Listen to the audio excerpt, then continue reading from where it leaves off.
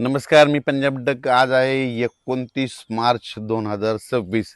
मी खूप दिवसापासून सांगितलं की राज्यामध्ये 30 तारखेपासून राज्यात वादळी वाऱ्यासह गारपीट होणार आहे आणि 29 तारखेला उत्तर महाराष्ट्राकडे पाऊस सुरू होईल. तर आज देखील चांदोड परिसरात, त्याच्यानंतर येवला, वैजापूर बऱ्याच ठिकाणी पाऊस बी झाला, वारं देखील खूप होतं. म्हणून शेतकऱ्याला परत एकदा आज सांगतो की ज्यांचा कोणाचा कांदा असेल, गहू असेल, हरभरा असेल, तर तुम्ही काय करा, उद्या आणखीन दुपारपर्यंत वेळ आहे. म्हणजे उद्याच्या 30 तारखेपर्यंत दुपारपर्यंत वेळ आहे. तुम्ही तुमचा कांदा असेल, गहू असेल, हरभरा असेल काढून झाकून ठेवा. कारण की राज्यामध्ये आत्तापर्यंत तुम्ही गारपीट होत असते, फक्त एका भागातच होते. पण ह्या पावसामध्ये 30 मार्चपासून ते 3 एप्रिलपर्यंत 31, 1, 2, 3च्या दरम्यान राज्यात ठिकठिकाणी गारपीट होणार आहे. आणि काही ठिकाणी लिंबासारखी गारपीट होईल, काही ठिकाणी बोरासारखी होईल आणि काही ठिकाणी चिंचोक्यासारखे गारपीट सगळ्या जिल्ह्याला पाहायला भेटणार आहे. तर सुरुवातीला सांगू इच्छितो की मग गारपीट जास्त कोणत्या एरियात होणार आहे. तर सुरुवातीला आपण उद्या 30 तारखेपासूनच राज्यात पाऊस सुरू होईल. पण हे पाऊस तुम्हाला सांगू इच्छितो, नंदुरबार जिल्हा झालं, धुळे जिल्हा झालं, नाशिक जिल्हा झालं, जळगाव जिल्हा झालं, त्याच्यानंतर अहिल्यानगर, इकडं संगमनेर तालुका, त्याच्यानंतर मुंबई ठाणे, आपला मुरबाड ते परिसर, पालघर त्या परिसरामध्ये, कोकणपट्टी म्हणजे पालघरपासून ते डायरेक्ट याच्यापर्यंत कुडाळपर्यंत संपूर्ण कोकणपट्टी ह्या परिसरात देखील पाऊस पडणार आहे. सातारा, कोल्हापूर, तसेच तिथपर्यंत ह्या कोकणपट्टीमध्ये देखील खूप पाऊस देखील होणार आहे, गारपीट देखील होणार आहे. म्हणून हे लक्षात घ्यायचं. त्याच्यानंतर सांगायचं झालं विदर्भाकडून घेऊ आपण, वर्धा, नागपूर, भंडारा, गोंदिया, चंद्रपूर, यवतमाळ, वाशिम, हिंगोली, नांदेड, परभणी, लातूर, धाराशिव, बीड, जालना, संभाजीनगर, अहिल्यानगर, जळगाव, बुलढाणा, अमरावती, अकोला ह्या पट्ट्यात देखील म्हणजे 30 तारखेपासून तर 3 एप्रिलपर्यंत चांगला पावसाळ्यासारखा पाऊस पडेल. कुठं जिथं नाही पडलं तिथं वारं सुटेल आणि काही भाग सोडून देखील देईल. म्हणून हे लक्षात येतं. अवकाळी पाऊस सर्वदूर सगळीकडे पडत नसतं, हे सर्वप्रथम लक्षात येतं. तर मग आता तुम्हाला सांगतो, आता नेमके गारपीट कोणत्या कोणत्या जिल्ह्याला पाहायला भेटेल. तर तुम्हाला एक सांगू इच्छितो, सुरुवातीला मी परभणी जिल्ह्याचा आहे म्हणून परभणी जिल्ह्यातलं सांगू इच्छितो की परभणी जिल्ह्यात आमच्या इथं शेलू तालुका आहे माझा. म्हणजे माझ्या गावापासून कंप्लीट इकडं वालूरकडं, म्हणजे वालूर, चारठाणा ह्या परिसरात गारपीट पाहायला भेटेल. म्हणजे आमच्या शेलू तालुक्यात भेटेल, जिंतूरकडे देखील भेटेल, पालम, परभणी जिल्ह्यामध्ये पालम देखील आहे, पालम पुण्याच्या त्या पट्ट्यामध्ये गारपीट बघायला भेटतं. म्हणून हे देखील परभणी जिल्ह्यातल्या शेतकऱ्यांनी, गंगाखेड देखील भेटेल. म्हणून हे परभणी जिल्ह्यातल्या शेतकऱ्यांनी अंदाज लक्षायचा. आपण परभणी जिल्ह्याच्या बाजूला बीड जिल्हा, तर बीड जिल्ह्यातल्या शेतकऱ्याला सांगू इच्छितो की गेवराई जिल्ह्यामध्ये देखील, गेवराई तालुक्यामध्ये देखील पाऊस देखील भेटेल, गारपीट देखील भेटणार.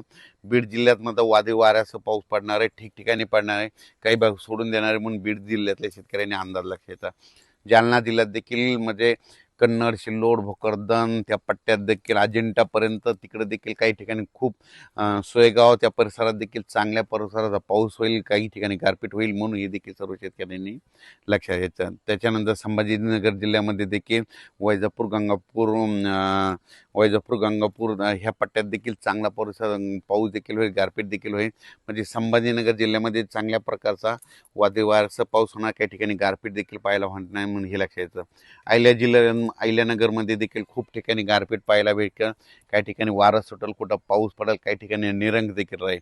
संगमनेर तालुका, त्याच्यानंतर पुणे जिल्ह्यात देखील, जिल्ह्यातल्या शेतकऱ्यांना देखील गारपीट पाहायला भेटेल. म्हणून हे देखील पुणे जिल्ह्यातल्या सर्व शेतकऱ्यांनी आपण आपला कांदा असेल, गहू असेल त्याचं काळजी घ्यायची. सातारा जिल्ह्यात देखील गारपीट पाहायला भेटेल. त्याच्यानंतर कोल्हापूर जिल्ह्यात देखील काय गारपीट पाहायला देखील भेटेल.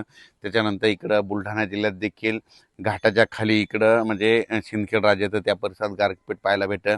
त्याच्यानंतर अकोला, अमरावती तिकडल्या जिल्ह्यात देखील गारपीट पाहायला भेटेल, पाऊस देखील पडेल. त्याच्यानंतर वर्ध्याकडं हिंगणघाट त्या परिसरात देखील गारपीट पाहायला भेटेल. त्याच्यानंतर सांगायचं झालं तर इकडं यवतमाळ जिल्हा, माहूर तालुका त्या परिसरात देखील काही ठिकाणी पाऊस, काही ठिकाणी गारपीट पाहायला भेटेल. म्हणजे सांगायचं झालं तर खूप ठिकाणी म्हणजे हे पाऊस काही ठिकाणी पावसाळ्यासारखा पडेल, काही ठिकाणी रिमझिम पडेल, काही ठिकाणी सोडून देखील देईल. पण राज्यात मात्र 3 एप्रिलपर्यंत राज्यात हे अवकाळी पावसाचं सावट आहे. ही सर्व शेतकऱ्यांनी लक्षात घ्यायचं. तर माझी एक महसूल विभागाला विनंती आहे की ह्या म्हणजे 30 मार्चपासून तर 3 एप्रिलपर्यंत खूप ठिकाणी गारपीट होईल म्हणून शेतकऱ्यांचे जे झालेले नुकसान आहे त्याचे तुम्ही पंचनामे करण्यासाठी सतर्क करावे आणि सगळ्यांचे जिथं जिथं गारपीट वादळी वारं होईल, शेतकऱ्याचं नुकसान होईल, सगळ्यांचे पंचनामे करून घ्यावेत ही माझी सर्वप्रथम महसूल विभागाला माझी विनंती राहील. कारण की ह्या पावसामध्ये खूप शेतकऱ्याचं नुकसान होणार आहे. म्हणजे हे पाऊस गुजरातला देखील खूप पडणार आहे, मध्य प्रदेश देखील खूप पडणार आहे, बेतूल बुरहानपूर त्या परिसरात देखील खूप पडणार आहे. त्याच्यानंतर इकडं तेलंगणात बी पडणार आहे, आदिलाबाद, धर्माबाद, हैदराबाद त्या परिसरात बी पडणार आहे. इकडं बसव कल्याण तिकडं देखील राहणार आहे, कर्नाटक देखील राहणार आहे. इकडं तिकोटी, धारवाड त्याच्यानंतर म्हणजे कर्नाटकमध्ये बऱ्याच ठिकाणी चांगला पाऊस गारपीट होणार आहे म्हणून हे देखील लक्षात यायचं. म्हणजे सांगायचं झालं तर राज्यामध्ये ह्या पावसामध्ये जरा वारं जास्त राहील आणि गारपीट देखील. म्हणजे दरवेळेस काय असतं, महाराष्ट्रात पाऊस आला तर काय होतं, फक्त एखाद्या 2 जिल्ह्यामध्ये पाऊस आणि गारपीट होते. पण याच्या माझा प्रत्येक जिल्ह्यामध्ये 5-7 तर ठिकाणी अशी गारपीट झालेली अशी म्हणजे न्यूजला बातमी येईल. म्हणून सर्व शेतकऱ्यांनी आपण आपल्या पिकाची काळजी घ्यायची, पशुधनाची काळजी घ्यायची आणि पाळीव प्राण्याची काळजी घ्यायची. पट्टीच्या आंबा उत्पादक शेतकऱ्यांना सांगू इच्छितो की तुम्ही काय करा, तुम्ही तुमच्या आंब्याची काळजी घ्या. कारण की कोकणपट्टीकडे देखील खूप पाऊस देखील बघायला भेटणार आहे, गारपीट देखील भेटणार आहे. तसे नाशिक जिल्हा, त्याच्यानंतर नंदुरबार, धुळे, जळगाव ह्या पट्ट्यात देखील चांगल्या स्वरूपाची गारपीट पाहायला भेटणार. म्हणून त्या शेतकऱ्यांनी आपण आपल्या पिकाचं संरक्षण करावं. अचानक वातावरण बदल झाला तर परत एक मेसेज दिला जाईल. धन्यवाद.